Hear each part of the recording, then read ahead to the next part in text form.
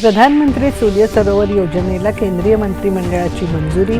जलाशयांच्या पृष्ठभागाचा वापर करून सौर ऊर्जा निर्मिती होणार.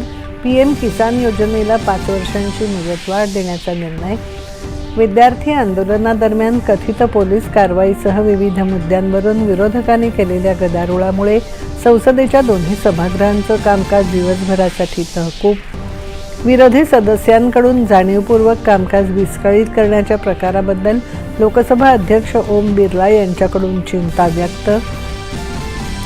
लोकसभेत विरोधकांच्या गदारोळात जन्ममृत्यू नोंदणी सुधारणा विधेयक मंजूर.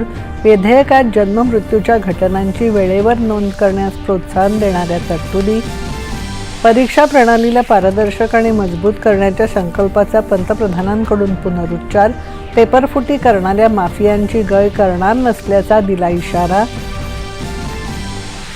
फेसबुक, इंस्टाग्रामवर पंतप्रधान नरेंद्र मोदी यांच्या विरोधात आक्षेपार्ह मजकूर प्रसारित झाल्याप्रकरणी मेटा इंडियाच्या भारतातील प्रमुखांसह अधिकाऱ्यांविरोधात FIR दाखल. इथेनॉल मिश्रित पेट्रोल कार्यक्रम भारताच्या अन्न सुरक्षेला बाधा आणत नाही. या कार्यक्रमाने कच्च्या तेलावरील अवलंबित्व करून शेतकऱ्यांना अधिक चांगला परतावा मिळवून दिला, केंद्र सरकारने केलं स्पष्ट. लोकशाहीर अण्णाभाऊ साठे संशोधन आणि प्रशिक्षण संस्था प्रकल्पाचं मुंबईत घाटकोपर इथे मुख्यमंत्र्यांच्या हस्ते भूमिपूजन.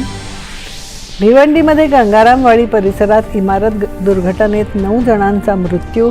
ढिगाऱ्याखाली अडकलेल्यांना बाहेर काढण्यासाठी मदत कार्य जारी. भिवंडी इमारत दुर्घटना प्रकरणात तत्काळ गुन्हा दाखल करून दोषींवर कठोर कारवाई करण्याचे मुख्यमंत्र्यांचे महापालिका आयुक्तांना आदेश. आणि राज्यात काही भागात पावसाचा पुन्हा जोर. नदी नाल्यांच्या पाणी पातळीत वाढ. मध्य महाराष्ट्र आणि गुजरातमध्ये अतिमुसळधार पावसाचा रेड अलर्ट.